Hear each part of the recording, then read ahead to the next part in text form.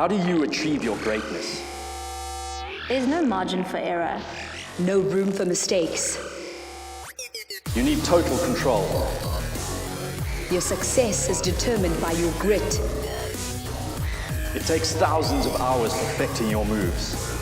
And only the strong survive. You think you've paid your dues? You think you're ready to enter the arena? Think again.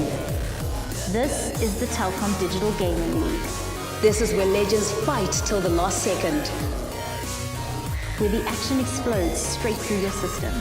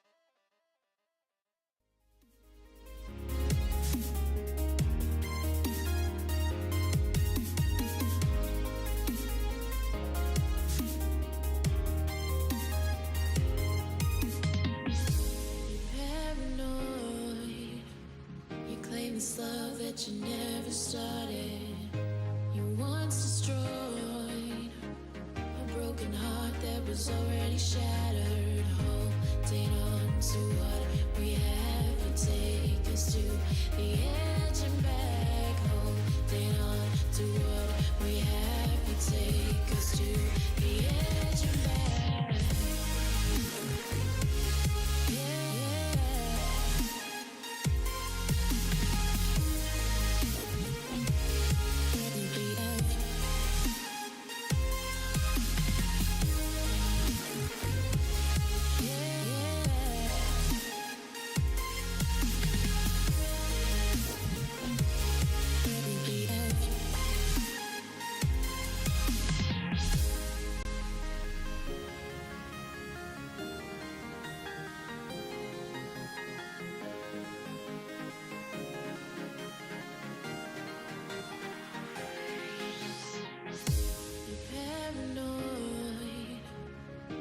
This love that you never started, you once destroyed a broken heart that was already shattered. Holding on to what we have, you take us to the edge and back. Holding on to what we have, you take us to the edge and back.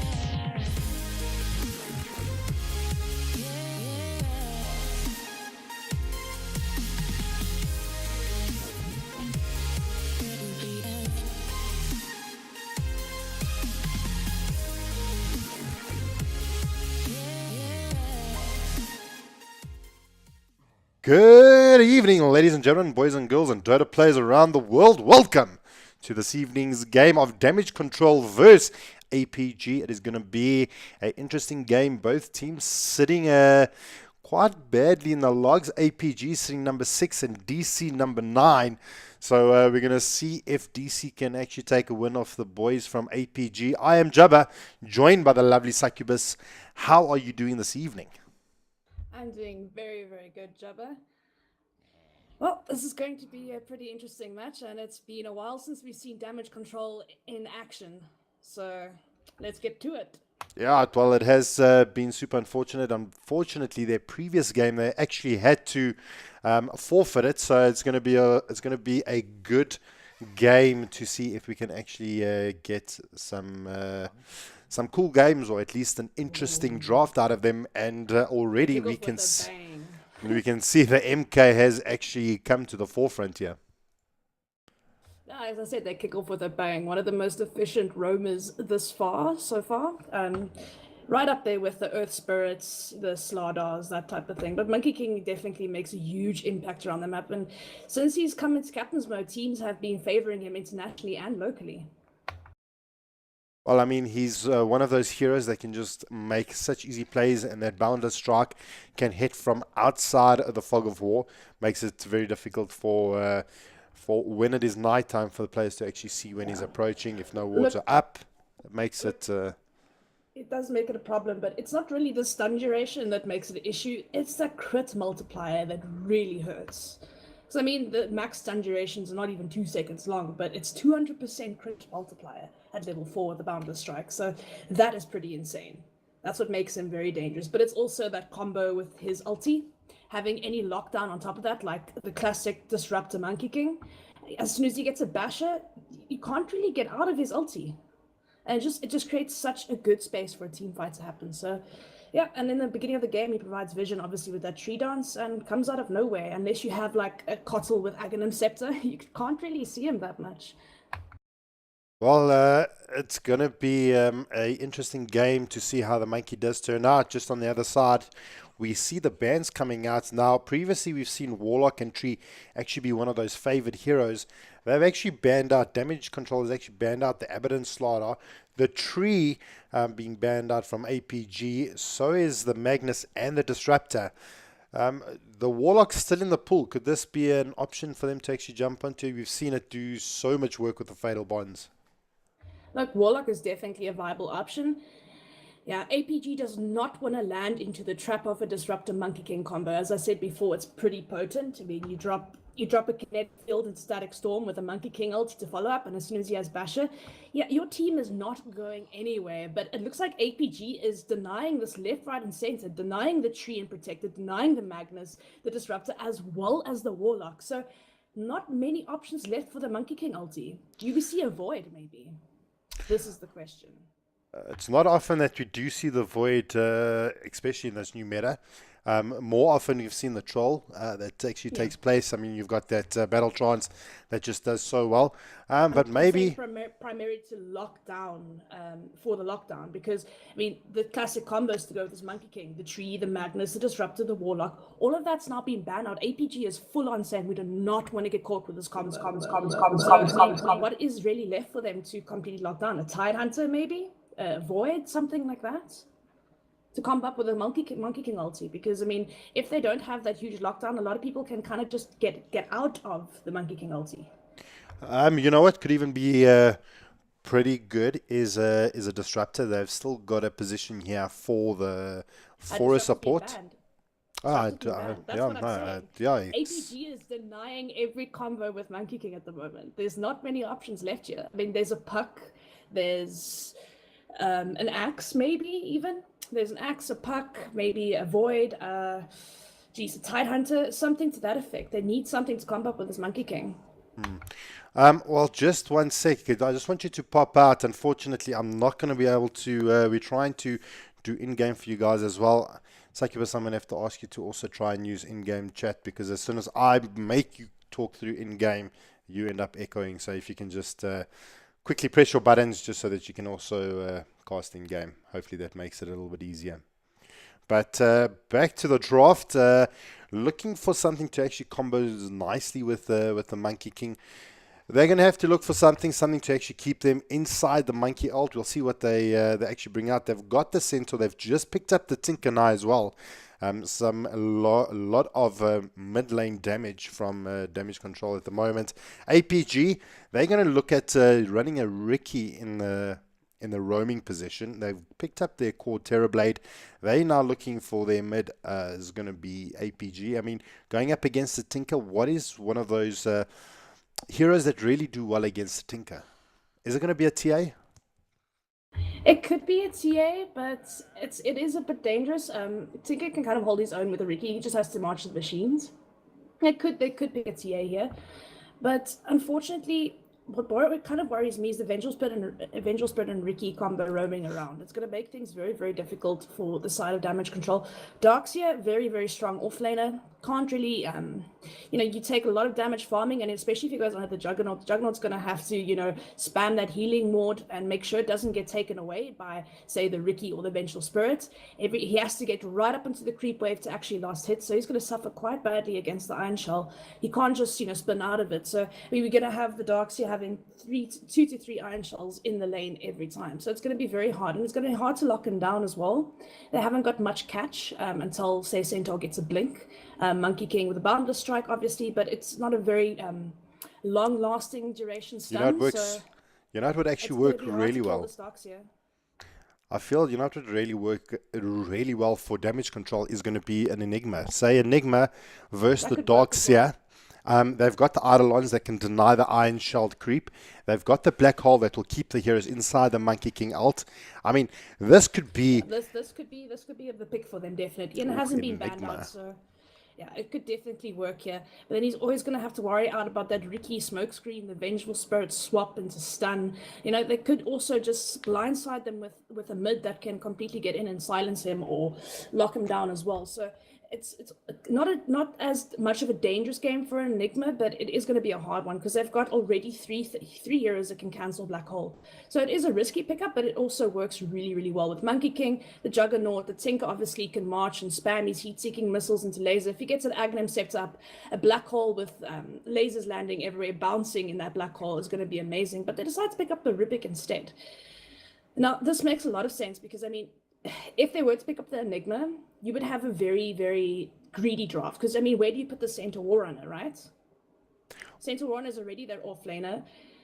Then you would have to have a dual lane you'd have to have dual lane of, you know, Monkey King and Juggernaut, which isn't the best dual lane. And to have the center warner, I don't know, roam, it's kind of bad. Maybe They put the could Enigma have- in the jungle. They could and have put then that. have They could have Stunt done go that. off lane. Yeah, but I mean, having Juggernaut Monkey King is not exactly the best lane possible, and you want the Monkey King to be roaming around the map, being a nuisance. So, I mean, Enigma pick it's a good idea, but it's a very greedy pick, and it could suffer. Because, I mean, Enigma needs a few things to come online as well. So does the Centaur, so does the Jug. Tinker needs a lot of items. The only one that can viably, you know, get around the map without really using that many items is probably the Rubik. You know, he can sit there with brown boots and a magic stick, but I mean, yeah, it's a very greedy draft if they were to pick up the Enigma. But yeah, I think it's good. The Rubik's got a lot of options this game. What would be one of his primal steals? Would you focus on? I mean, it's not maybe the Venge swap would be pretty good. The magic missile from the Venge would be pretty good. The problem with stealing the Venge swap is that he's going to instantly die unless he has a 4-star. And for green to pick up a 4-star on a Rubik as a position 5, it's a tall order. So, I mean, I would probably pick up, I'll try get ACG's ulti with Queen of Pain, maybe even the Shadow Strike. Yeah, Metamorphosis is not going to really help him. So, yeah, I think just get like a disable, a stun, or a nuke. You know, just like something like that could go on for the Rubik. But it's also a nice...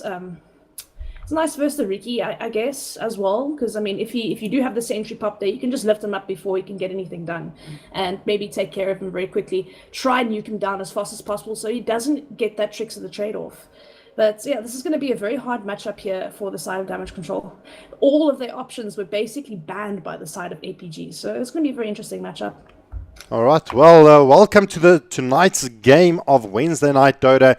It is going to be damage control going against APG. For the side of the Radiant, it is going to be APG. We have first got Phalanx on the Ricky Maru. He's already trying to scout out this bounty and trying to see if he can actually find it. Next, we've got Otto Give Me Strength on the Vengeful Spirit. I think that is Bob Yules. We've got Mr. O'Malley going to be playing the Dark Seer. And then in the bot, we have got PSL on the Terrorblade. Alvin busy hiding on the trees there. We'll keep an eye on that. And last but not least, it's going to be ACG on the Queen of Pain. And there come the bounties. Alvin actually being able to steal out that bounty run, denying that little pickup there from PSL. Otherwise, pretty much 3 bounties. No, Melly stole theirs as well. So pretty much 2 bounties apiece. A decent start.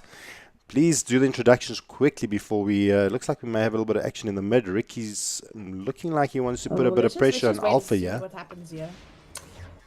Oh, Dragon. The dagger coming out. Phalanx just putting in a little bit of love. Got that Orb of Venom. Going to be putting that damage over time on him. And Phalanx, he's just going to actually retreat out pretty quick. And let's quickly go and introduce a side of damage control. We have Alpha playing your mid-tinker, leveling up that laser first against the Quap, and ACG can always just, you know, spam him with that Shadow Strike. It's pretty powerful at the moment. Ooh, PSL getting pretty much harassed here by Alvain and Stunt here.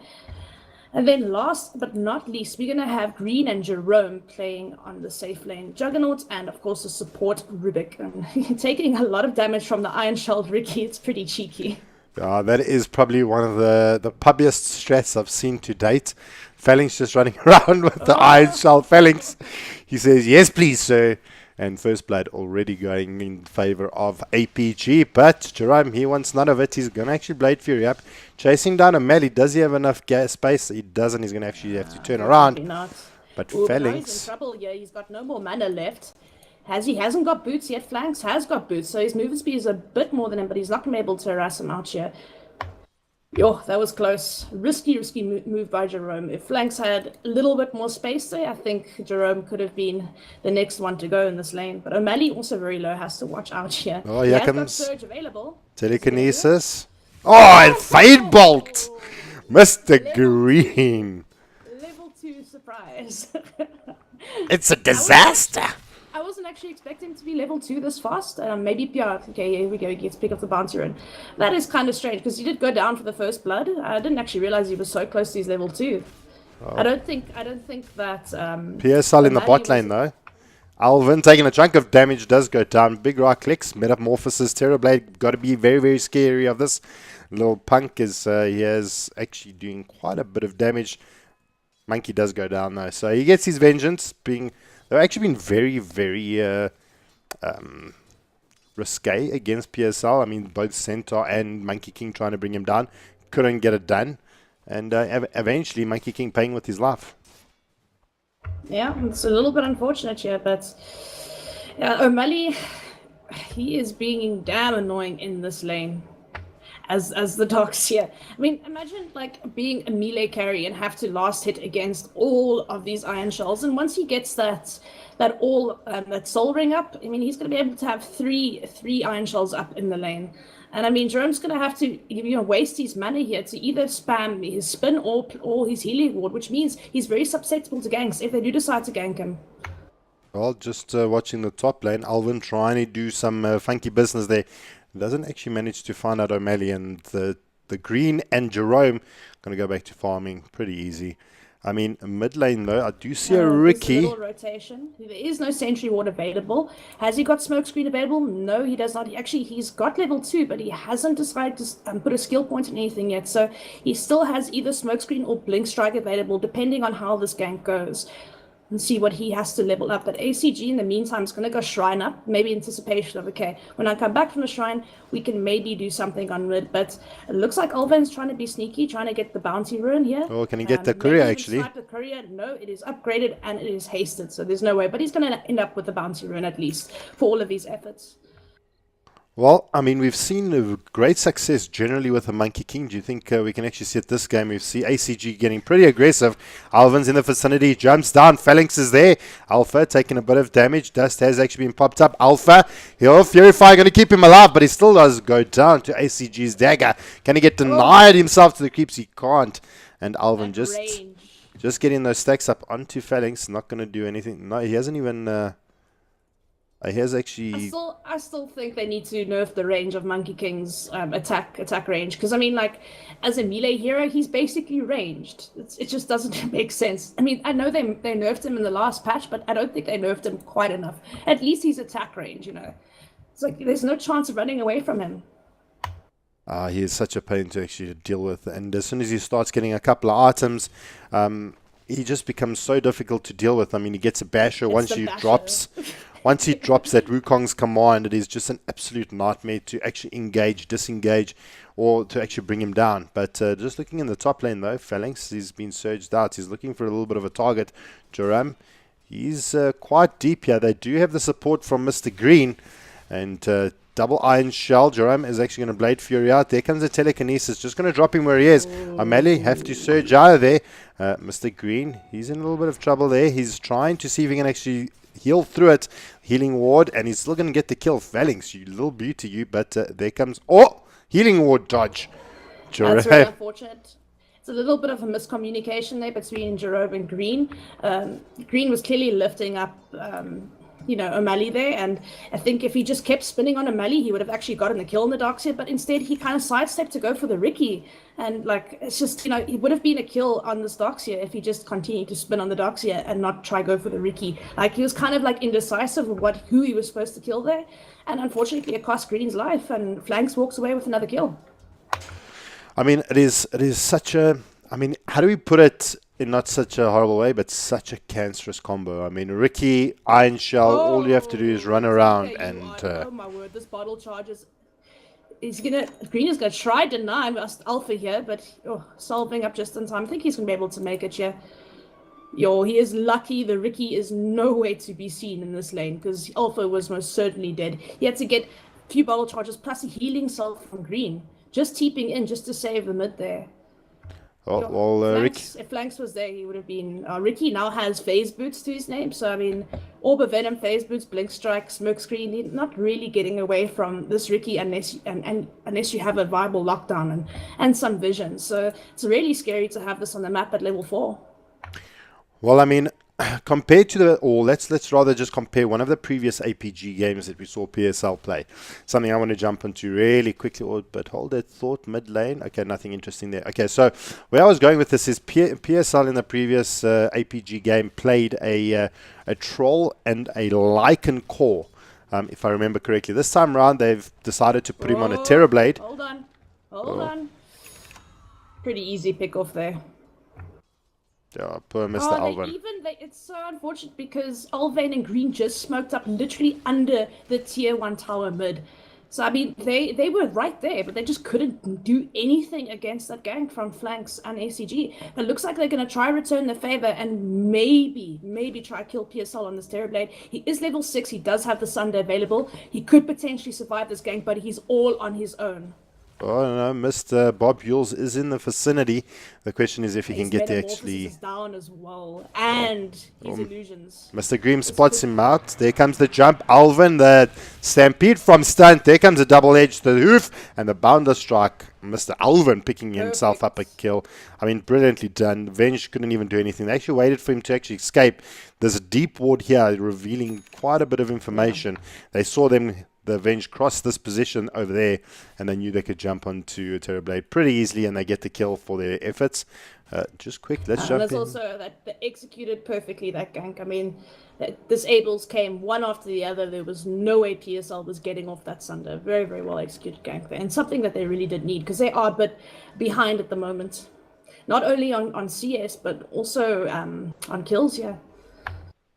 Well, I mean, before that gank in the mid happened where where Alvin actually took one to the head, I was chatting to you about the PSL core. I mean, in the previous game, we saw him play the Lycan, we saw him play the Troll, and we didn't seem have such a good series that time around. This time around seems... You Demonic casted that game, right?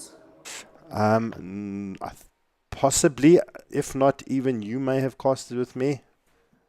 The APG versus Energy potentially. Okay, but anyway, PSL actually picked up a Lycan and a Troll. He didn't seem that he was too comfortable on those heroes.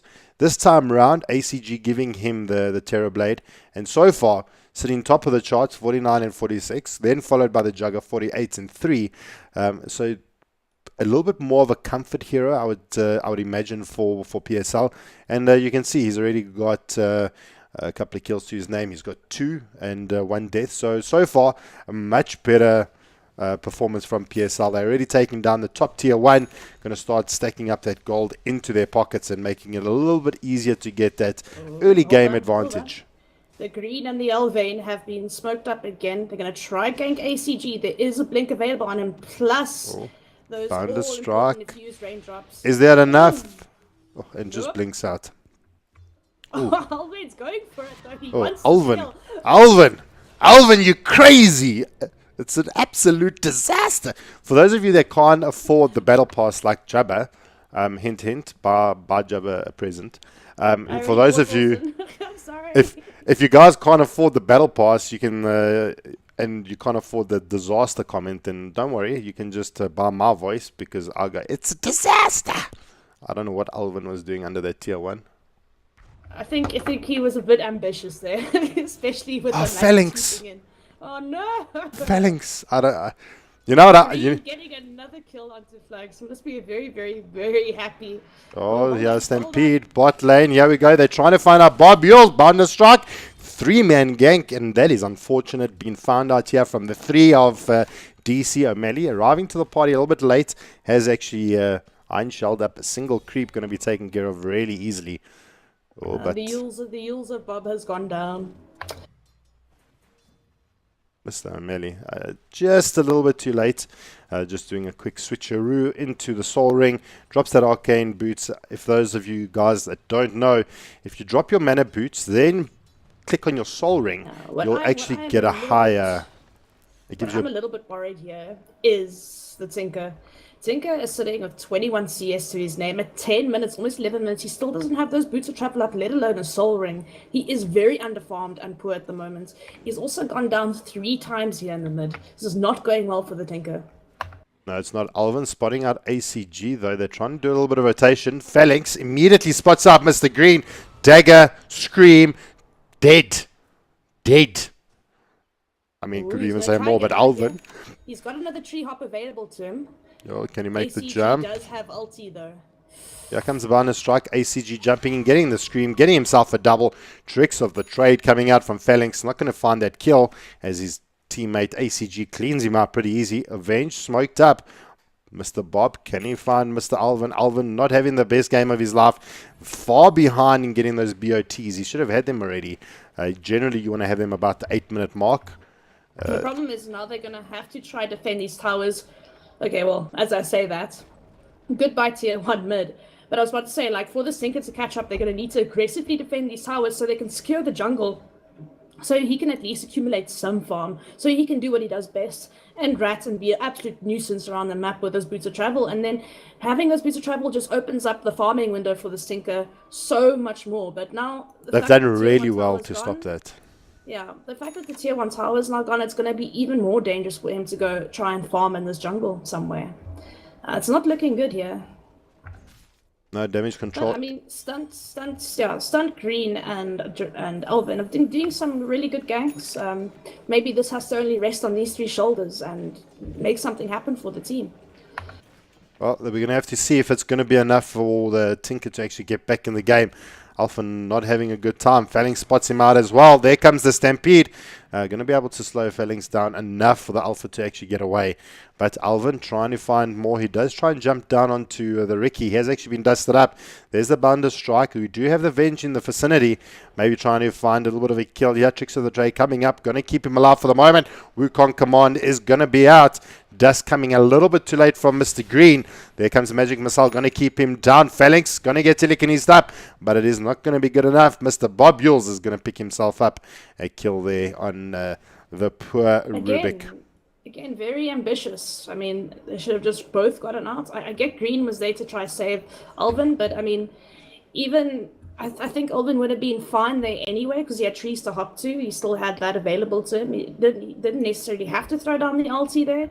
They're very ambitious trying to get in the kill there when you've got 3 heroes from APG with stuns, disables, and not even to mention the brand new mech coming out for O'Malley. Well on his way to a pipe as well. So, I mean, very hard kills to make there. I think they just should have gotten out. But now Jerome in a lot of trouble here. Flanks is here. Oh, no, Healing Ward's going to get taken out. Oh, wait, Flanks didn't decide to right-click it. There he does. No, he does. So Jerome does get out of that. But, yeah, they need to try and create space for the Stinker as well as the Jug. So, I mean, the more the Green, Alvane, and Stunt can maybe do some pick-offs, the more the merrier. But the only problem with the side of DC is they haven't got very good tower takers yet. Mr. Green, big problems. He goes down. And Tricks of the Trade going to come out. Going to keep Phalanx alive just for the moment. Alvane chasing Red as he just wants to get Phalanx. He goes down, paying with his life. Can ACG close the gap? Trying to find that opening. He does actually have the ulti available. ACG. Is he going to be able to scream it? No, he doesn't. Omnistage coming out. It's not going to be able to do enough damage to ACG, but Joram, he's going to spin through it. Going to try and TPI. Can he actually find it? ACG going to be good enough. O'Malley picking up the kill there. Mr. Green, he TPs in. Going to try and give a little bit of support there. ACG may actually pay with his life here. Been daggered back. Mr. Green, he's not going to be able to actually chase away O'Malley, and this is going to be another kill for them as well. Double kill going in favor of APG, throwing life after life away to the side of them. As we've been following that, I mean, PSL just literally just took 2 bottom towers, tier 1 and tier 2, all while that was happening. So, and PSL to be ratting this early and being unnoticed, that's a scary thing. I mean, it's getting to the point where Alpha's struggling to get those BOTs. I mean, we're sitting, 16 minutes in, 15 minutes in, and he's about 500 gold short of his BOTs. I mean, looking at the top of the screen, for those of you on screen, you should also be able to see it. It's 12,000 net worth advantage in favor of the Radiant. APG is ahead, but 12,000 net worth. I know that doesn't sound like a lot, guys. If you see the 30 to 20k mark, you start worrying. But at 15 minutes to be 12k behind is a pretty serious thing. And also to have not 1, not 2, but 4 of your towers taken. Oh, ACG and Ricky just running rampant. Yeah. It's not looking good. I mean, you're not only losing your map control, but you're struggling with farm and levels. You're struggling with your core items here. It's going to be really hard to bring this one back. The question is, do they actually have enough to bring it back? If Alpha picks up his BOTs, if gets... everything goes perfectly, yes. Gets... I don't see it happening. I mean, he can push those lanes really well, and I mean, we don't see the real pick-off. I suppose ACG is really good at just finding that pick-off, but Alvin, he's actually been spotted out, quickly deleted, but Stunned, finding a 3-man hoof stomp. But now he's actually been He slowing hasn't got down. speed available. Oh, And, he's tanked, but is he tanked enough to survive this? Does Rockets, look like he smoke is. screen. Oh, green stealing the Ricky smoke screen. So no other gank attempt on that. Plus the marching machines are there, so you don't really want to fight into that. But the problem for me with DC is that they haven't got as much wave clear as APG have, and they certainly don't have as good of pushes. Look at this. Diving the tier 2 here. This is Beautiful devastating. vacuum. Beautiful wall, and there we go.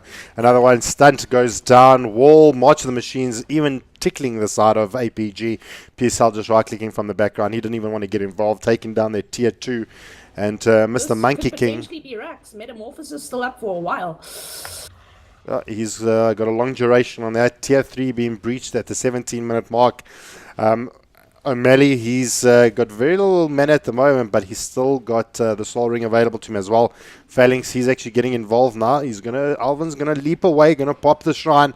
Phalanx just keeping a little bit of cover there. Does have smoke screen and Tricks of the Trade available there. Under smoke screen, Mr. Green is gonna go down. Phalanx picks himself up. Another kill. I mean, this is a roaming Ricky. He's sitting with 2 last hits. But I mean, if we take almost Diffusal Blade up before him now. I mean, he's about 300 away, 400 away from Diffusal Blade at 17 minutes. Oh, looks like they're going to try go on to the Vengeful Spirit here. Bob Yules, I think he is done for. I think he just needs to say his goodbyes, say his prayers, because that is one dead Vengeful Spirit.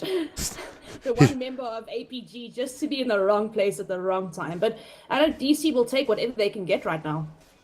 Oh, I mean, whatever they can actually get. There's a ward up here. It has actually been scouted up, but they don't have any vision, so they don't know that they do actually have vision there. APG needs to actually deal with that, or rather, DC needs to actually just kill that ward. I mean, they've got a sentry. It's going to time out any second, and that's going to be gone. I mean, DC's only taken 1 tier 1 tower here at the top lane. Just hold that thought. Bot lane, though. Jerome, he's been spotted out. Jerome decided to go push that instead of going to defend Rax, which he couldn't viably do anyway. Is he going to be able to TP out of this? Yes, he is. So, I mean, he took the tier 1 tower while they were taking Rax, but I mean, 3 of his teammates were dead. There's no way he can defend against 5, so he might as well take what he can get as well and just get a tower. It's extra gold for his team, and it opens up this top lane a little bit for him. But yeah, it's just a bit unfortunate. I mean, look, they've got somewhat decent wave clear on the side of damage control. They've got March, they've got Fade Bolt, they've got the Spin, the Boundless Strike. You know, they've got Stuns. Stuns pretty good at clearing waves as well. But the only problem is that I feel like APG have got better wave clear with the Iron Shell into Vacuum. Obviously, the Queen of Pain gets rid of creep waves really, really fast. And of course, the Terrorblade is a pushing monster, which is a little bit better. Mr. Green being deleted. Mr. Green being absolutely obliterated. Yeah, they can't really contest this rush. They know that they're doing it. Jerome being very, very risky here and jumping in with the spin. I think he's going to get caught down here. The shrine is available for him, but I think he's just going to die here. He's got Omni Slash. Can he do something about it? And the answer is no. Phalanx. I mean, he's sitting currently 4 for 0. He's an absolutely ridiculous Rikimaru at the moment, and he's had an absolutely fantastic game. He's the least feeder on the side of APG, but ACG sitting on a 10 for 1, 10 kills already at the 20-minute mark, sitting 25 and 5 in favor of APG. But the boys came to play. If you saw the chats in the pre-game, the boys from APG just wanted to play some Dota. And they are definitely playing some Dota, sitting with a deficit of 20 kills. Well, unfortunately, in the draft, DC kind of just lost the draft. Picking up the Monkey King first, yes, okay, fine, okay, but okay, this is ridiculous. He's just gonna go down instantly, not even getting that Boundless Strike off. Oh, but now Phalanx, this could be his first death. It could be a huge bounty coming out, but he's managing to survive. Phalanx on the outside. But now, here we go, big fight coming out. Alpha, he's going to be able to throw down that March of Machines. He's trying to survive on very low HP. He does. Stunt eventually also goes down. Mr. Green pays with his life as well. Omni Slash tickling the side of APG. Triple kill for PSL. Rockets coming out from Alpha. Pipe has actually been popped, so not doing enough damage from DC. I mean, the amount of farm on the side of DC are not giving up. they just can't get it. PSL. Right and center. getting himself could it be a rampage? It is. Could be a double rampage. I don't know what's wrong with my tongue this evening, but can he actually find another? The Aegis is now down on the deck. Alvin hiding on the sidelines, going to jump into the trees. Mr. Green, he telekinesis in up. Jerome going to actually try and right click him down. Vacuum going to hold him into position for a while as Alvin tries to find Mr. O'Malley. That is the weirdest place to go ever. Did he get... He got clipped on that little cliff over there. How did he get clipped though? Telekinesis. No, I do believe Greed stole vacuum. Sorry, but I've never seen someone get clipped on that cliff before. That's a unique one. But yeah, I must say it was very cheeky. I mean, O'Malley just standing on the low ground, enough for Flanks just to blink strike to him. I certainly thought this would be Flanks' first death of the game, but nope, it got denied. And of course, PSL getting a double rampage. But they defended their racks successfully. It must be said, DC. They had to have, I believe it was 3 buybacks. Oh, Flanks, okay, you can stop now. Oh, okay, well. Flanks has actually been found out. Could it be his death? It is. And 700 buckaroonies going to the Jugger. Finally, I mean, Phalanx has been absolutely ridiculous. I was about to say. That must be so satisfying to finally kill this annoying Ricky that's been ruining the game for them. I mean, he's honestly been an absolute pain. I mean, being iron shelled up constantly and being such a pest to the side of DC. It just makes it so hard. You know, you've got to drop a sentry every time. If you're not paying enough attention and your life's dropping, that iron shell's just ticking down your damage. Sure. Talk about easy strats, eh? Yeah, but we need to go back to this defense of damage control, though. They saved their racks. I mean, I'm sure, like, yeah, fine. APG were hunting kills there. They weren't exactly focusing the racks. I mean, PSL was focusing all his energy into getting his double rampages over there. But buying back 3 people to save the racks here, it's going to buy them a little bit more time in this game. And they are on the hunt here for someone. ACG's invisible. Flags is also invisible. And they don't know that they're there. Oh, they broke the smoke. Tricks of the Trades comes out from Phalanx. They're going to focus their attention on Mr. Green. He goes down. Dagon coming out from ACG. The cheek of it. There comes the scream, but Wukong's command is going to be dropped. They're going to try and run out of it. There comes the Terror Wave trying to focus down the Jagger. Phalanx jumps in. They do get it from Mr. Bob Yules. Picks himself up. That kill. And now stunt. He's trying to get himself out of there as Alvin actually jumps on the trees just to make sure he can actually stay away. And now we've got 2 down here for the side of DC. They're pushing higher ground. PSL's in the lead. They pick up another kill on stunt. And that is it. Going to open up the second lane of racks. And Jerome and the boys from DC tap out. And with the last hoorah, going to take down Mr. Green. Rockets coming from the base. They don't want to give up. Random swaps coming out from the side of APG. And they take game 1 of this series this evening. And at the end of the game, ended on like what, a 37,000 net worth advantage. Wow. Yeah, that's scary. For 24 minutes to end at 37,000 net worth advantage, that is insane. That is absolutely insane. But yeah, I mean, they had to call game there. They had no buybacks. You know, they tried to hunt for people. People weren't vis. They didn't have detection with them, and they got jumped on. So maybe not the smartest move to come out of your base there. I think they maybe could have kited a little bit with some March of the Machines, that type of thing. They could have spammed at the racks and successfully maybe held another 1 or 2 pushes just to get some core items up. But unfortunately, they went hunting for kills when they weren't strong enough to do so. And that's going to spell the end of game 1. Well, drafted and certainly outplayed. Maybe the Enigma would have been a little bit of a different story for them, but with a Ricky on the field, does make their life a little bit more difficult. But for those of you that are watching in game, we'll see you in game 2 very shortly. For those of you on stream, we'll take a quick review at the post game analysis, and then we'll have to jump into game number 2. So we'll see you guys very, very soon. Right, for those of you that are still joining us on stream, let's take a very quick look at net worths and kills. We don't have much time, so we can jump into game 2. APG got an I'd say a convincing win, 37-7. Yeah, very convincing win. I mean, they beat them in almost everything. Last hitting, rotations, objectives, draft, itemization. Okay, there's not many time for itemization when you're that far behind on the side of DC. So none of the team actually got some of their core items up.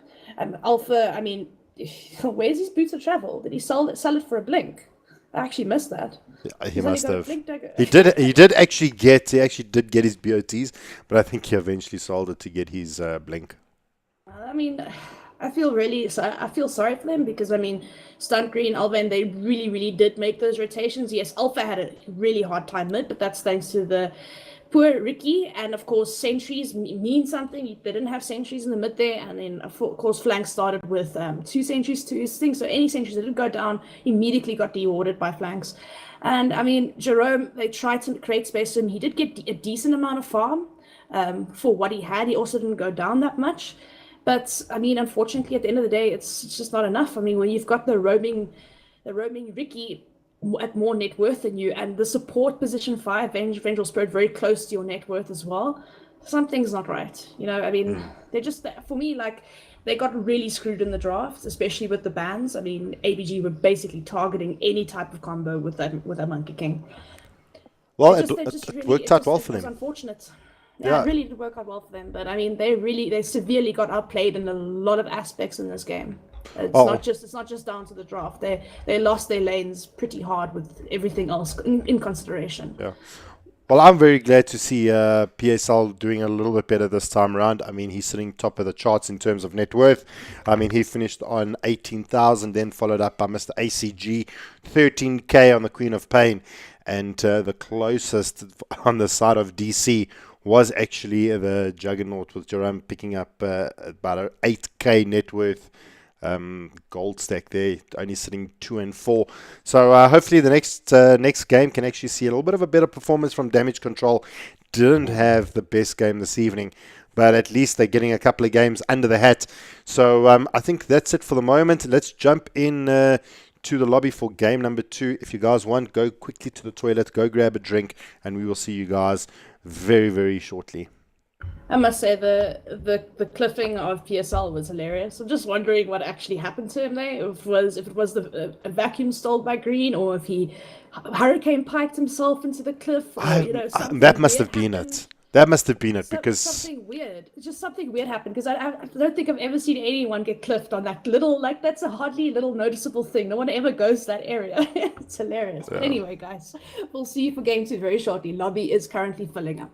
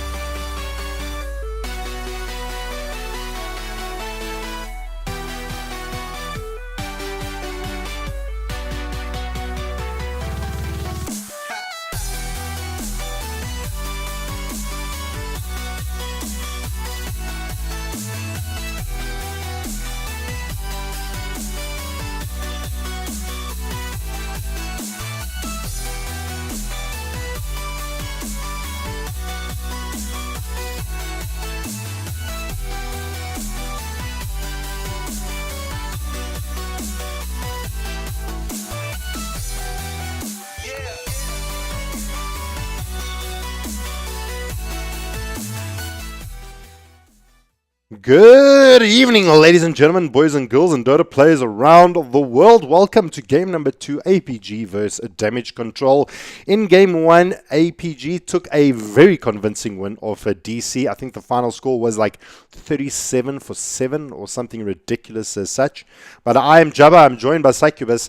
Hopefully this time around we'll have a little bit of a even game. Felt like DC lost it in the draft. Yeah, I definitely feel like DC did lose it in the draft. But APG go, okay, we don't want to face Monkey King this time around, so they ban it out first time. And Damage Control respect ban O'Malley's Darks here, because he was pretty annoying, and that Ricky combo, it wasn't fun. I mean, Iron Shell Ricky coming your way. So definitely banning that out this time around. And we can see even the respect ban, the Monkey King being banned out for APG, couldn't actually deal with Alvin's Monkey King. Ricky is still in the pool. They did ban out O'Malley's Darks here. The ban for Tree Hunt does come through, so still worried about that hero, which leaves the pool open for the Warlock. And boom, shaker baby, here comes the Warlock. Yeah, and we all know what Warlock does in a team fight. I mean, if he gets those fatal bonds onto you with the rock, of course, the Shadow Word's a pretty decent nuke, and of course, it does save your teammates quite often, but it's more used as a nuke. I mean, you get those fatal bonds onto someone in the lane with all the creeps, use the Shadow Word, and then if they're running away, all you have to do is right-click your creeps and, you know, pretty much tick down and die. What is dangerous about the Warlock, though, is he can basically, you know, drop his full combo, stand at the back of the team fight, use his upheaval and micro his columns. If he has a very strong team behind him, he literally just gets untouched in the team fight using that upheaval. So very dangerous hero to deal with, and also very good against very tanky heroes, because you obviously fatal bonds the whole team, and then the tanky heroes left taking a lot of damage and obviously killing off the weaker teammates unintentionally. But yeah, Warlock definitely a very, very, very good hero to have, and it scales exceptionally well late game. The only problem with Chaotic Offering is that it is a long cooldown ulti at 165 seconds, which is huge. Yeah. And it can actually get stolen by the Rubik now as well. Pretty easily, yeah. But something I wanted to mention, and something that actually hasn't come up, and I was just thinking about it now, is because you've got the Warlock in lane. He puts a lot of harass in the laning phase, and I was going to say, why doesn't the Damage Control either pick up a Legion Commander? Well, okay, but APG's just picked it up, but he's got that ability to actually drop that debuff onto the two allies. Oracle the same. I mean, he can also debuff heroes that has got the Shadow Word and the Fatal Bonds. I mean, why don't you think teams are looking towards those kind of heroes to actually? I mean, because Warlock has such a strong lane presence, at least currently. Definitely, but I mean, Oracle we saw getting picked up so much last year, and actually beginning of this year as well, and it's just a hero that no one picks anymore. And I am wondering why, because, you know, it is still a very strong, viable hero. Only problem with the press to attack is that it's on cooldown. At max level, it's on cooldown for 13 seconds a time. So he can only viably save one hero, and potentially, you know, you'd rather want to save your Legion Commander, aka your carry, instead of saving the Warlock, you know, from something like that. But I mean, it's more for damage control. It's more for damage control to pick up the Legion or the Oracle. You wouldn't really use press the attack on a support. You'd either, if you're not in trouble yourself as a Legion Commander, you would probably save one of your cores, which is still good against it, but then you don't have the press attack for the extra attack speed and debuffing for yourself when you want to deal someone. So it is a risky maneuver to only rely on that. Another potential good thing they could have maybe picked up to debuff that is Abaddon. So like Abaddon could work really nicely against his Fatal Bonds. But I mean, what about Repel from Omni Knight? Does Repel actually debuff it? Is it physical? It is dispellable, and it doesn't pierce magic immunity. So yes, it is definitely a viable option as well to pick up an Omni Knight. But again, heroes we don't see often anymore. We used to have a trend with, you know, offlane Omni Knights, Oracles getting picked up as strong supports, but those picks are not really being favored at the moment. Oh, look, Omni Knight's always a strong hero. I mean, damn, that dude. I mean, 3 BKBs, heals, that DGL aura, my word, is so annoying to deal with. You can't really run away from it when you're getting chased down. And of course, that all-important ulti where, you know, as soon as you get Aghanims up as well, you can basically have an extra glyph on your towers. Your whole team is immune from physical damage. So, I mean, Omni Knight is still a very viable pick up here against this Warlock Fatal Bonds. Even the Legion and the Ursa with the Guardian Angel will actually negate a lot of the physical damage. It will. It would be nice, but I mean, Spectre and Shadow Fiend are monsters of their own. They're not nice to deal with, especially when Spectre starts getting farm. And the thing is, even if you shut the Spectre down, he can always just haunt in and, get those assists, get the XP and gold gain that way. So even if you do shut his farm down in the early game, he can still catch up pretty efficiently just by haunting in at the right time. So it is very hard to reliably shut down a Spectre in a game. He's a very strong carry, very, very strong carry. It's not as bad as Alchemist, I would think. Well, personally, because Alchemist will always find farm just because of Greevil's greed. But Spectre's got another opportunity where he has that global presence. So if, say, Shadow Fiend and Rubik are making kills, or like very close to making kills, they just need a little bit more damage, and Haunt is available, you can definitely catch up that way. And also Haunt's great for vision. If you don't know where the team is, do you want to see if they've smoked up, anything like that, Haunt is there for you. Another one with another huge global presence is the Space Cow.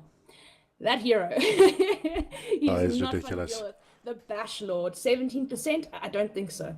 It's not happening. It's more like 110%. Yeah, pretty much. And of course, that level 25 as he gets even more of a chance to bash. But yeah, Spirit Breaker, not a fun hero to deal with, especially if you're a little cuddly Crystal Maiden. You have to get your Frostbite off as soon as he's charging you, and that's not always possible. So Crystal Maiden's got a big target on her head this game. Very big target. But, Root is OP this patch, and of course, that all-important Arcane Aura is really going to help out the Legion and Ursa. Well, we've got some beautiful lockdown from the side of APG. I really do like it in terms of the rock. You've got the Jewel from the Legion Commander. You've got the Root from the Crystal Maiden. On the side of DC, though, I feel like they're lacking some things to deal with the Ursa. Unless the teams are looking at picking up some Force Staffs to actually kite the Ursa around. The Rubik is not going to actually be enough. You've got the Crystal Maiden that's going to have an ulti going off. So far, the only things that can stop it is potentially a bash from the Spirit Breaker or the telekinesis from the Rubik, but you rather want to use that for the Ursa. And then APG decides to put the nail in the coffin with the Lina as well. This patch, this Lina is absolutely ridiculous. She can literally shoot as far as what a sniper can shoot. It is, and if not faster than what a sniper can shoot. So, well, she's got that extra fiery soul stack to level 25 as well. Ridiculous. So it does hurt. And I do suspect, well, we have the two sisters, the Lina and the Crystal Maiden, in the same team.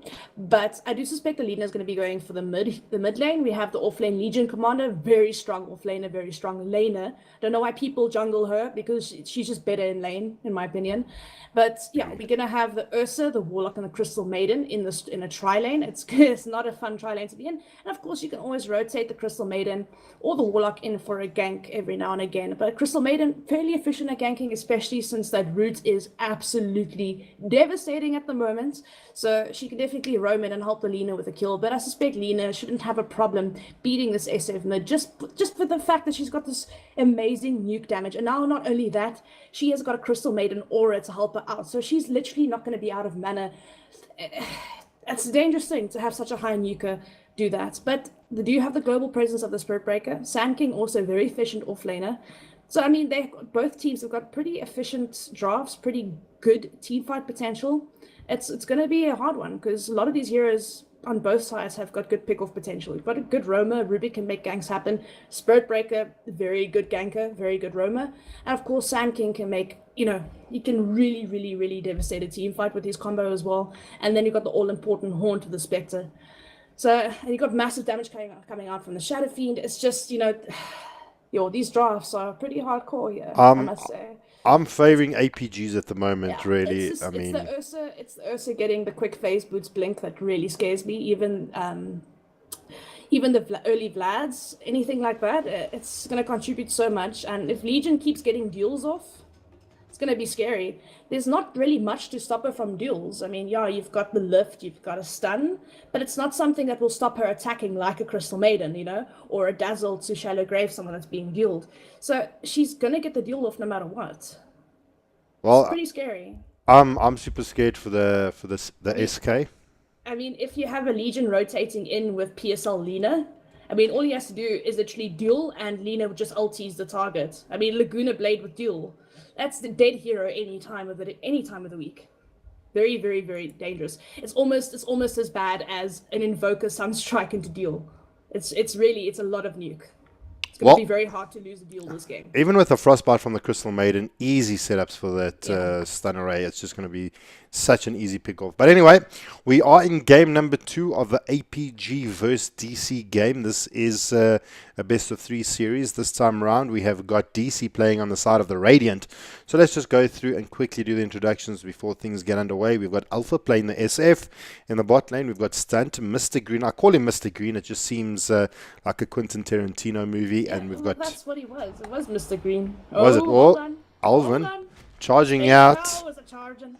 He's finding Mr. O'Malley. Anyway, we've got Alvin on the Space Cow, better known as the Baratheon, and Stunt on the SK. And last but not least, we're going to have Joram going to be playing out the Spectre. I know previously, before the roster change, Joram was actually their mid player for DC. This time round, it is going to be Alpha that is actually going to take up that mid role. So, I mean, that ties it out for the side of the Radiant. Going to be playing a DC. Please do the introductions. Oh, but before you do PSL, he's actually going to be picking up the Lina, and what a beautiful set. But you may continue now. Well, they're also changing up the roles a little bit. PSL is going to be here in the mid lane for APG instead of ACG, who we normally see in the mid lane here. But this time around, ACG is going to be taking on the safe lane Ursa, that cuddly bear that you just do not want to get in the grass for. The Bob of Yules, or Bob Yules. I like to call him the Yules above. And he's going to be playing like cuddly little Crystal Maiden.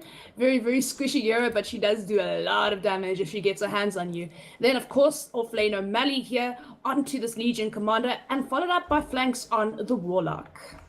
Oh, I do like this dual lane coming out here from the side of APG, even though that's a tri lane for the side of DC. I don't know if it's going to be enough. They're actually trying to put a bit of pressure here. We have a jungling Crystal Maiden. This is one of my favorite phalanx. things to do. Hold on. He could actually be in a little bit of trouble here. He's actually going to use Shadow Word to keep himself alive. Mr. O'Malley, he's returning the jousting and tries to just get Alvin off his teammate's ass, and it's going to be enough. Top lane, Mr. SK. Now, Stunt and ACG are going to go head-to-head here. Pretty easy lane for an Ursa to survive in, so, I mean, I'm not really too worried here for ACG.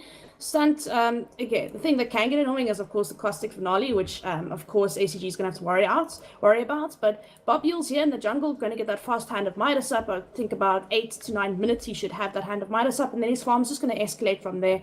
But when I play Crystal Maiden, I normally also head to the jungle.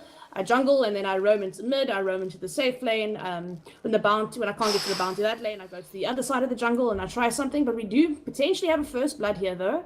Mr. Green getting very low. Whoop. Oh, and he goes down. In the mid lane, though, Mr. Alpha also almost going down, but eventually Mr. DC, they do get that first blood in negative favor of themselves, and they lose Mr. Green again. So, super unfortunate. And now Joram, he's actually going to be fatal bounced up, taking a little bit of damage here from the creeps. I mean, this is crazy action already. I mean, a dual lane getting a kill on a tri lane. I mean, since when? Oh, well, it's very, I mean, like I said before, Legion Commander is a very efficient laner, and this is why I don't understand why people jungle the Legion, because, I mean, it's just so good in lane. It's not only tanky, it's very survivable. It's got 3 armor, it's got regen, it's got a decent nuke, and of course it's got lifesteal as well. So, I mean, just Legion is such a strong laner, and to get fast levels on her, it's not gonna be fun.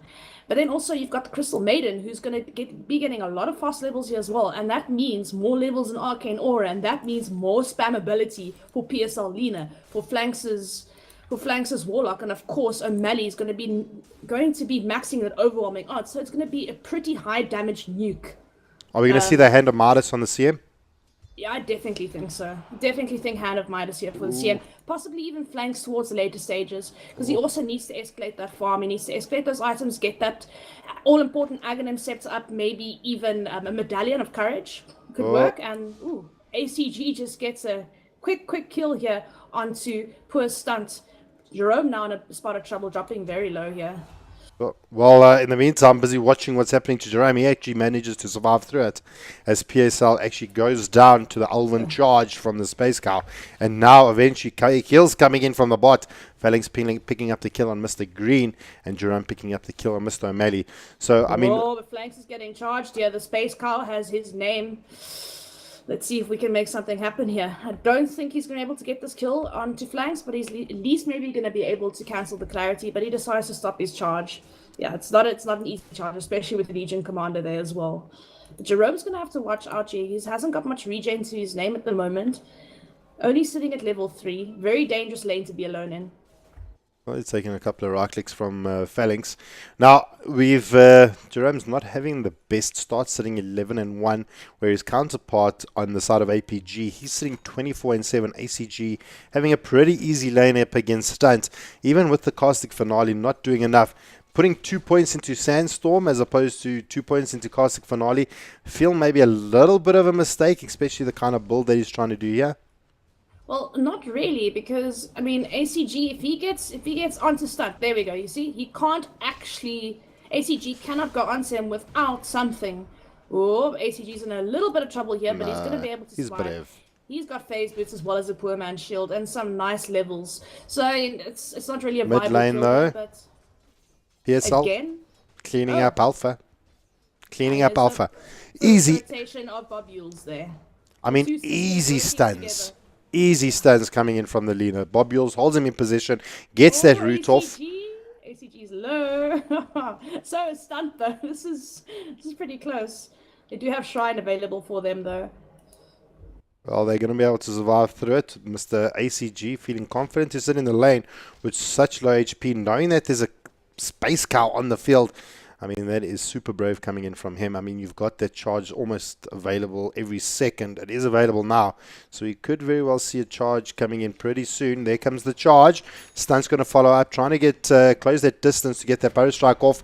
And he's going to be close enough. There it comes. He's going to try and ulti up and right-click down the boys. Alvin, he's still the one visible. There's the route from Bob Yules. He's getting closer. Drops the slowing, freezing machines from Mr. Bob Yules, but Alvin is eventually going to go down.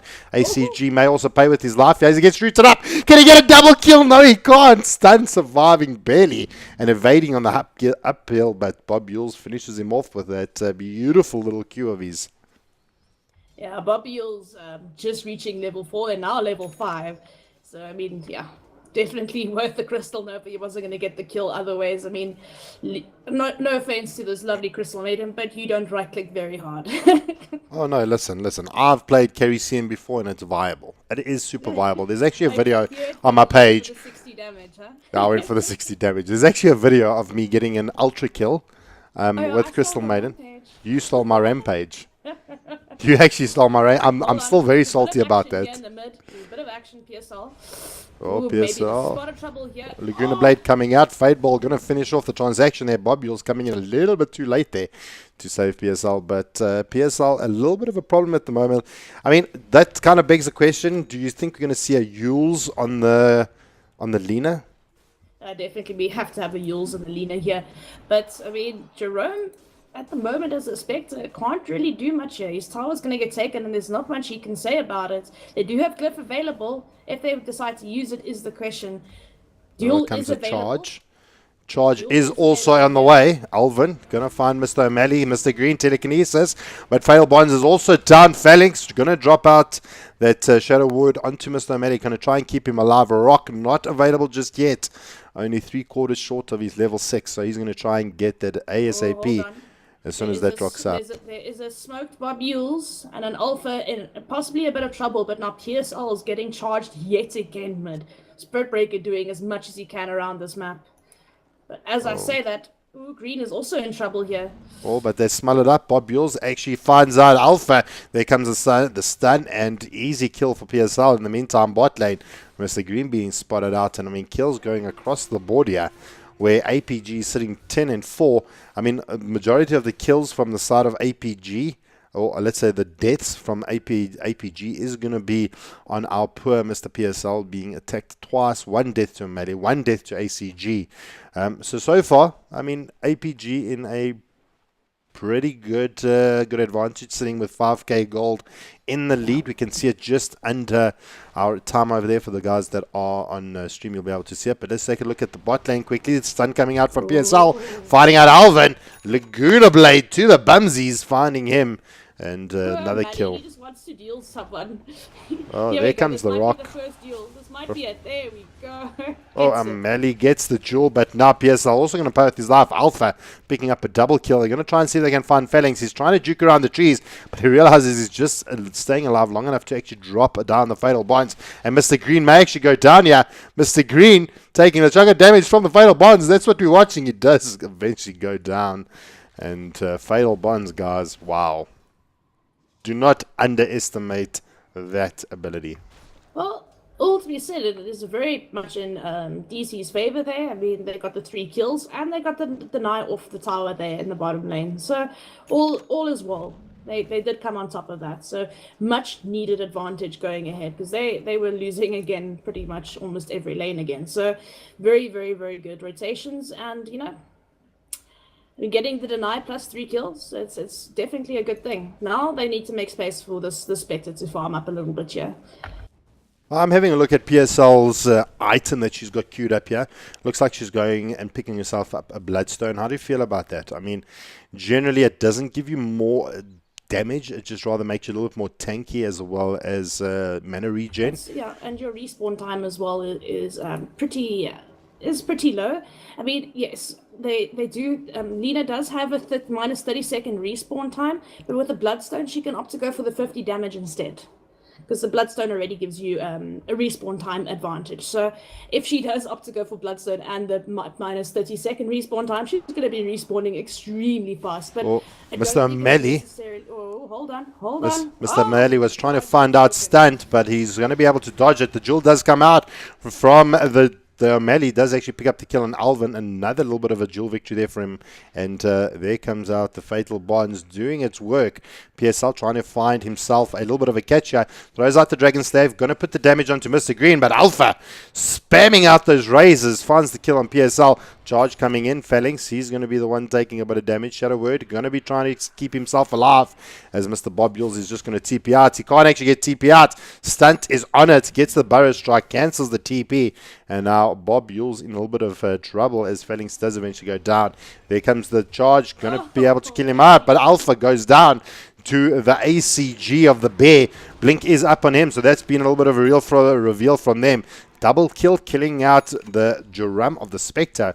And Alvin charging out Mr. O'Malley. Can actually be able to do enough here. ACG looking for more. Gets the triple kill. He's got the jewel onto the SK. Gets himself a triple kill. ACG is a monster at the moment.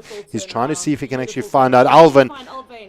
He did get spotted out, but he did actually get bumped up. Mid lane though. He got a charge available, but ACG coming with the blink dagger, and obviously O'Malley coming in to basically press the attack and just make Ursa an absolute beast if he really wasn't. But one thing that was hilarious was to see the Rubik steal the overpower and just right click really fast, but not really doing much damage with it, unfortunately. That's when you pick up ability draft mode and you get like an Ursa's overpower, and then you just pick up like Clinks's strafe, and I mean you can absolutely go ridiculous in ability draft. Anyway, we're not playing ability draft, although it feels like it the way ACG is playing. Blinks in, gets himself an easy triple kill.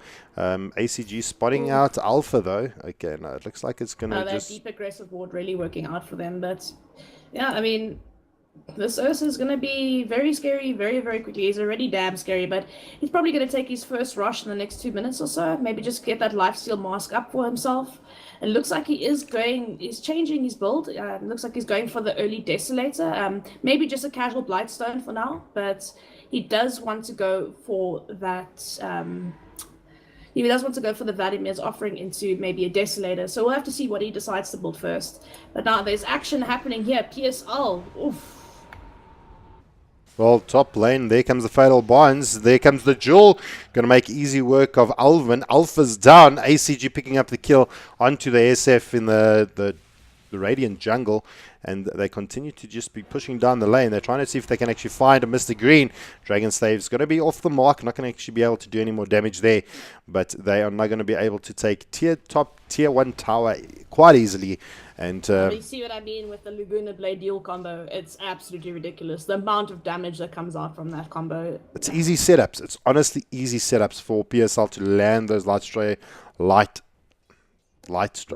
arrays, yeah. Light strike but arrays. It's for like as soon as the duel goes off and you have Laguna Blade available, you really just need to duel someone as soon as possible. And what's nice is that Laguna Blade cooldown at level 1 is only 70 seconds, so you can literally just duel someone constantly with this. And when he does get the 50-second cooldown, you can literally duel all the time if you want. And it does look like he opted to take the cast range, so Lina can just, I suspect it's going to be cast range, 50 damage into 150 attack range, and then of course the Fiery Soul stacks. That's probably the best one to go for. But PSL, I mean, he is going to get picked off quite a bit. It is Lina, she is squishy, hasn't got CM, too much movement speed. CM's in a little bit of trouble here. Here comes the charge. Alvin thinks that he can actually man-mode it against Mr. Bob Yules. There comes in the Haunt from Spectre. Easy kill there. And it looks like Mr. O'Malley and ACG want to take a little bit of vengeance for their cute and cuddly CM. They don't have any more.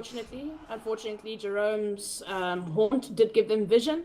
So it's also what I said in the beginning with the Spectre, the Haunt giving them vision of the rest of the team. So they know they need to get out of there. I think Alvin actually could have gotten that kill without the Spectre, but of course he needs to catch up. So he's going to get assist gold wherever he can. But he got really lucky with those bashes. I think there's not one hit. I think there was one hit where he didn't bash, so no chance for poor Bob Yules to survive there. I'd normally say, okay, maybe he needs an urn or something before he can make solo kills, but definitely worth if you're going to get almost 100% bash. I mean, it does look like he's opting to go for that Blade Mail first, though, on the Spirit Breaker, which makes a lot of sense since you have got the Laguna Blade to worry about, the massive nuke coming out from ACG. Blade Mail's definitely a way to go, yeah. Even the Fatal Blinds. The Fatal Blinds, just that return damage. Yeah, the Blade Mail is a really good option. There's a lot of things that can work against in this game. Even Mr. O'Malley, he's also got the Blade Mail queued up as well, so he's also going to be able to return that damage, especially if the spec or the SF actually decide to jump on him. I mean, at this point in time, we've got APGs sitting an advantage of a top 12,000 gold. Looking at individual net worth, ACG sitting around about 8k, then followed by the Legion Commander, then PSL, and then the closest is going to be Alvin on the SF. Alpha on the SF. Alpha on the SF, yeah, definitely. But I think this time around with DC's draft, they've got a little bit of a better chance surviving here, whereas last game their draft just didn't have any chance of surviving unless they got a few items up, which they just didn't end up getting. This time around, though, they've got nice creep clear in the way of that SF. I mean, Alpha's creep clear is amazing. Plus, the damage output coming up from an SF is immense. So, I mean, definitely a better chance at kiting or, how do you want to say? Yeah, it's not just kiting. It's also just like, just trying to stay back and defend your racks is a little bit better this time. Of course, the Sand King is a huge contribution to that. But oh no, Alpha in a spot of trouble here. Does he have enough damage to take this out? Oh, well, it actually doesn't bring him down. Eventually does get the kill. There comes the Haunt in, Jerome. The question is, why didn't Jerome actually TP in a little bit sooner? Maybe I could have made a little bit of a change, but regardless, they do actually pick up the trade. Why wouldn't Jerome actually TP in straight away? Do you think that the SF would have been... or was it on cooldown? I don't know. Maybe just a late reaction to what was actually happening. But, yeah, I mean, I must say...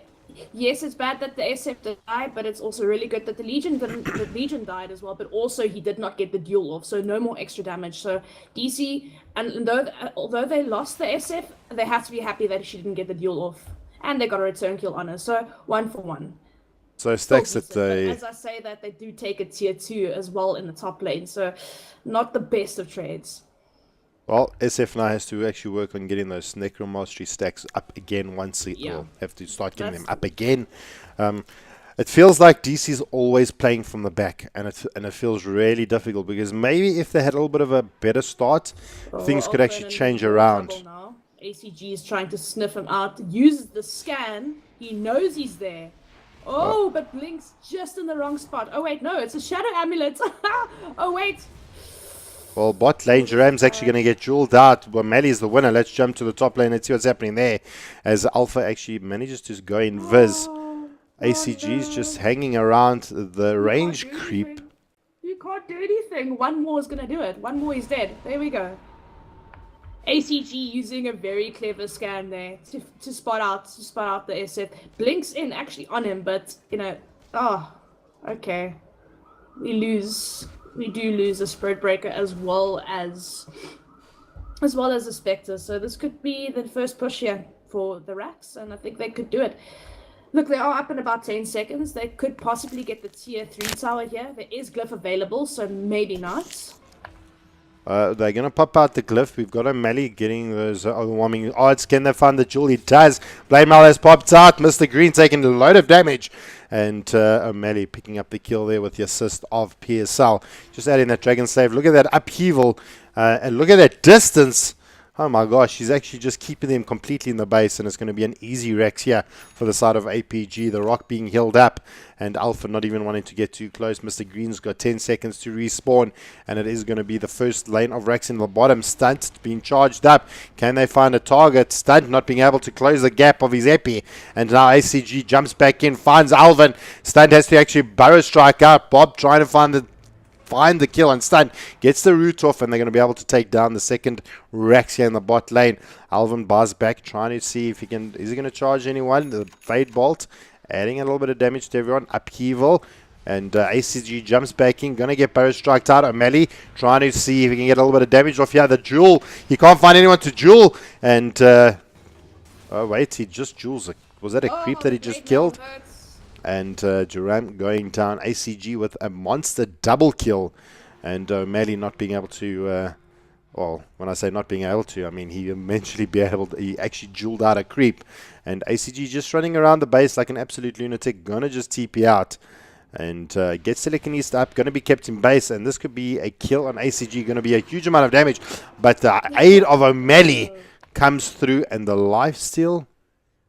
from ACG, very that is ridiculous. There by Green. I mean, he almost had that Ursa, and then along comes O'Malley with the press the attack, and it just gives Ursa a second disaster. It's a disaster.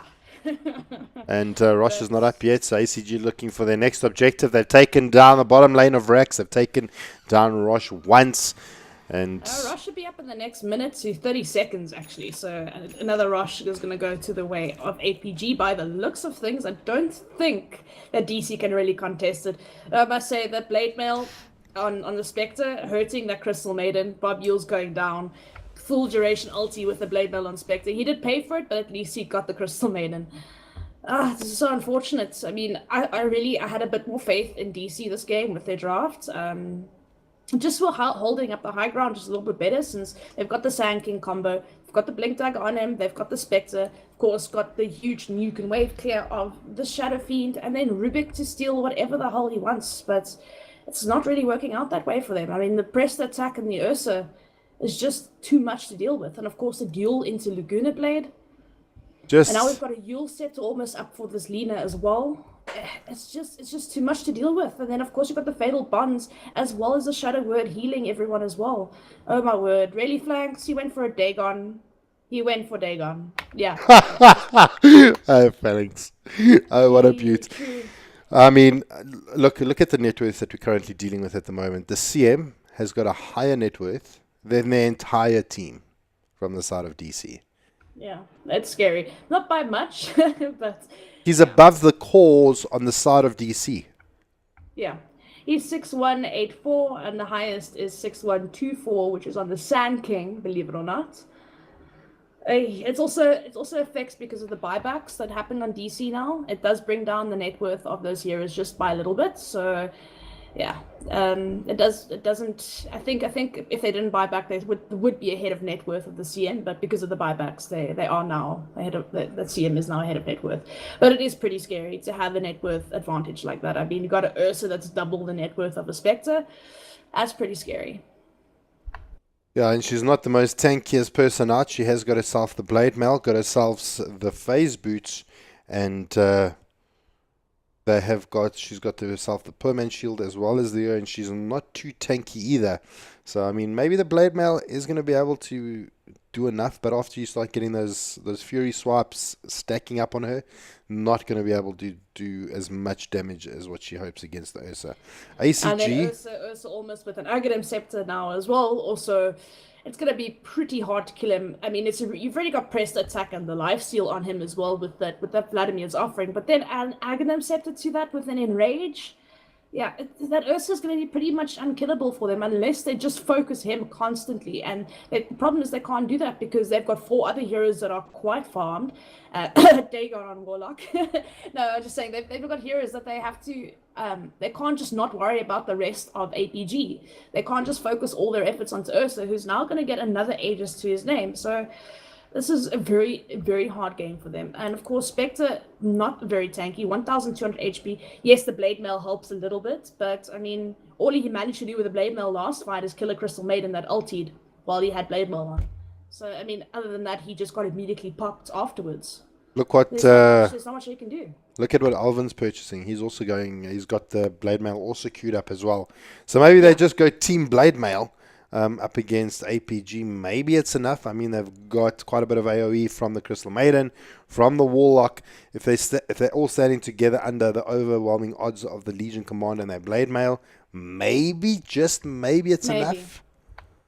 I mean, we also have a Glimmer Cape coming out for the Rubik. He's still pretty far away from it, but he can also potentially save one of his cores with the Glimmer Cape, so that's also good news. If they can last that long. Spirit Breaker inevitably always gets Blade Mail anyway, on average.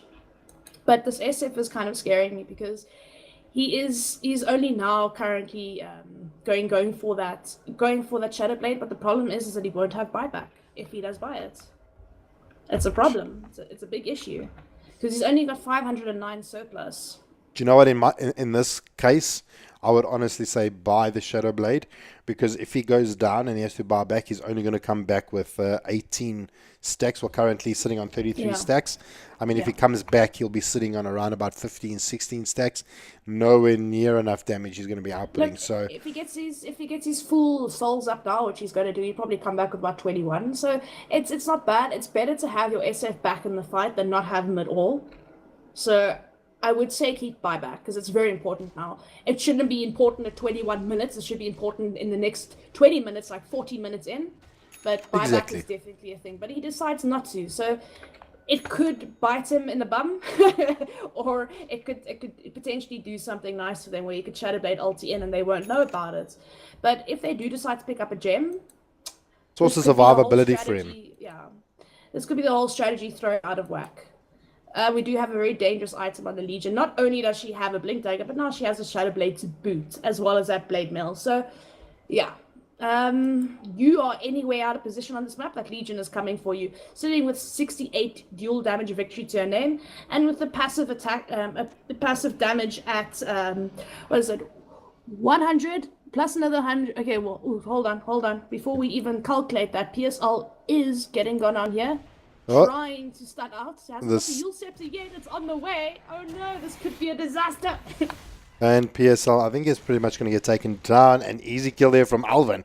It almost looked like it was supposed to be an alpha kill, but it didn't turn out. Look at that, minus 30. He didn't take the 30-second respawn time. He took the 50 damage, but now he's only got 10 Bloodstone charges left, so now he's going to have to be careful. But unfortunately, that Yule Scepter arriving on the courier just a little bit too late. If he was ganked maybe 10 seconds earlier or later, he could have maybe survived that. O'Malley now Stunt's in a little bit of trouble, gets the jewel off, and Alvin finding Crystal Maiden goes down. Laguna coming through, finding Alpha. I think he actually hit it onto the creep and actually missing it, but now Green's got the Fatal Bond's not going to be good enough. He's going to go down as well, and 3 down for the side of DC. Only the Crystal down for the side of DC, and this is going to mean buybacks for the side of DC. They're going to try and defend this, and Alvin charges in.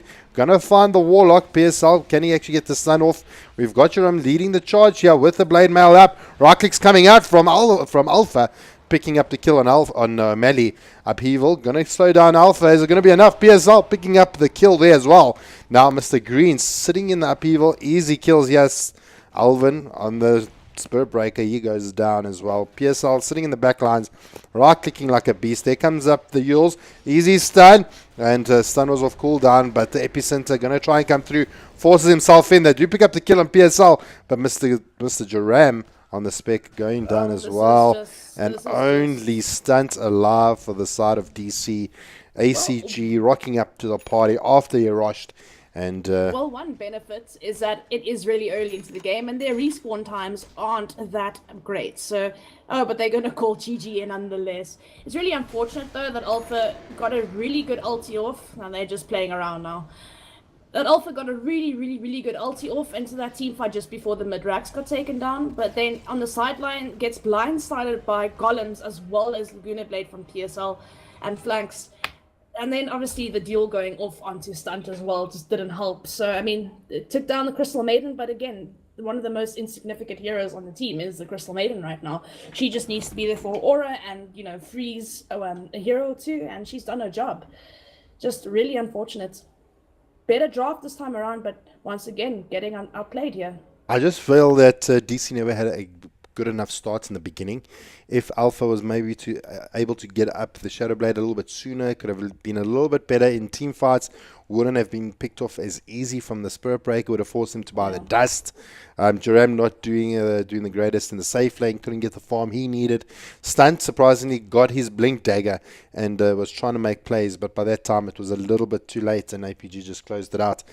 We're going to jump into post-game analysis where you get to take the reins. But for those of you that are in-game, we're going to love and leave you guys. Do join us for further Masters action, leading ourselves up to the DGL LAN. Starting around about the 19th to the 21st of May. These teams are trying to fight their positions and trying and get as many points as they can before the event. So for those of you that are going to be loving and leaving us, we wish you a very good evening.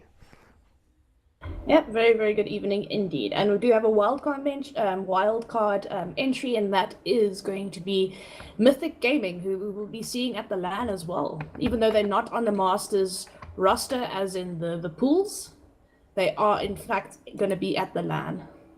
That's very cool for the boys. So let's hope they have a good showing and show us that they can actually go toe-to-toe against the boys in the Masters. But for those of you in-game, we are going to say cheers to you. If you want to carry on listening to the banter, come join us on stream. You can find us on the DGL Gaming League YouTube channel. Come pop in and say how's it and come and chat to us for a bit if you do.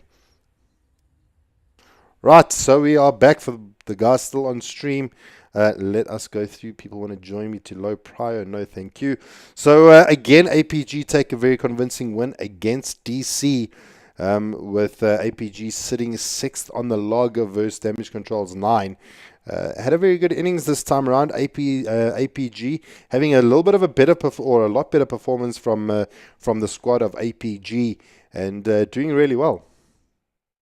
No, APG is doing really well. I mean, they're not winning against the teams that you would expect them to win against these days. But look, they are growing stronger and stronger as a team, welcoming back Flanks, saying goodbye to Filthy Frank, welcoming PSL, saying goodbye to Adastum or stand-in Hurley, who stood in for PSL until obviously the rosters were confirmed.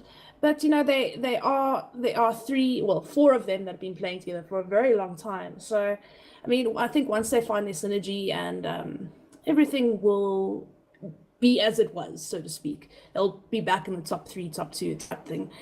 As for Damage Control, I mean, I know Stunt, the captain, has been hit with a lot of downfalls this season. I mean, he lost 3 of his players. You know, they've had to forfeit some games and, you know, having to start off in the Masters Leg 2 with a whole new team. You don't really have synergy yet. You haven't played together for that long. It's really hard to come back at this late into Leg 2 as Damage Control the way it is right now. But hopefully we see a better performance from them looking into the future. And, you know, once they can get a consistent team going where people are loyal to the team as well and they can have a solid roster. Unfortunately, tonight, game 1, they got completely outdrafted, outplayed in every aspect. This game, they kind of did a little bit better, hold their own just a little bit, but I feel like a lot of them were out of position, taking messy team fights. You know, when you're that much behind, you stay on your high ground with all of your might. You know, if they come onto your high ground, you back off. You know, you try everything, but don't try to take a fight outside of your base, especially when your team is so split up. You know, it just nothing seemed to work for them. It's just really unfortunate they just couldn't hold the high ground. Yeah, and I mean, ACG had a pretty easy laning phase. Got the blink, revealed it with a triple kill, and it was very difficult for the side of DC to actually get back and get involved again. But we've seen the strength of the Warlock. And how do teams now play around the Warlock? Do you start picking up ODs again to try and deal with the Golem? Do you try and pick up other heroes to try and debuff what the Warlock does? I mean, what do players need to do now, or teams rather, need to start picking up to actually counter the Warlock? Because we see Tree and Warlock being those top tier supports currently. Well, I mean, like I said before, okay, well, the Spirit Breaker was supposed to be the solution, I guess, but I mean, the Legion was taken by APG, but I feel like Abaddon's, Omni Knights, you know, or even heroes like Axe, for instance, you know, someone that can catch the Warlock out quickly, efficiently, and get him down to nothing, so they can quickly just pick him off. Someone that can, you know, burst him down and just completely make him a non-factor in the team fight. The problem is that when you have something like an Ursa, a Legion, you know, huge damage nukers like PSL and Bob on the Crystal Maiden and Lena's, Warlock's probably pretty much going to get away with murder. Yes, you have the Spirit Breaker to try and kill him, but I mean, inevitably he's either going to get stopped with a Yule Scepter, or he's going to get frozen, or O'Malley's just going to press the attack onto flanks, and he's just going to survive this, and then the Spirit Breaker is just going to go down every time. So I think either you need catch, huge team fight, or you just need debuffs. It's a huge problem, and I mean, you can't diffuse or blade golems anymore, so it's just like it's a really hard hero to counter. But I mean, especially if he's got a team that's doing this well behind him. I mean, you've got a 1 for 13 Ursa, well, 13 for 1 Ursa, sorry. You've got a Legion that's doing pretty damn well. A mid Lena, yes, she went down a lot. I mean, Ulvain did his best. I mean, PSL was having quite a hard time mid because of the Spirit Breaker keep charging him constantly. But it is a problem. And then, of course, you try to counter the flanks Warlock with maybe a Rubik to steal the golems back. But it just didn't work out that way. I mean, they also had catch in the form of maybe the Spectre to haunt in and just completely zone in on flanks, maybe. Or even get a quick pick off on the Crystal Maiden. But it just didn't work out that way for them. They just couldn't get this synergy well, because either one of them got picked off, or half the team was fighting 2 heroes from APG on that side, and the other 3 heroes would just die because, you know, people like a Rubik is not going to be able to take down an Ursa solo at the level that he was. I mean, it's really hard, especially when they're this far ahead. Well, I think it's not much this team could do. yeah, I think that also relied a lot on the Rubik to try and get those spells, and it could have worked in a normal world where both teams had, say, an equal footing. APG just had a magnificent start, and they forced that amazing start for themselves, so it really paid off. And unfortunately, the heroes just couldn't get the items that they really needed. I felt it could have been a really more balanced draft if they were able to have a better laning phase. Unfortunately, they didn't.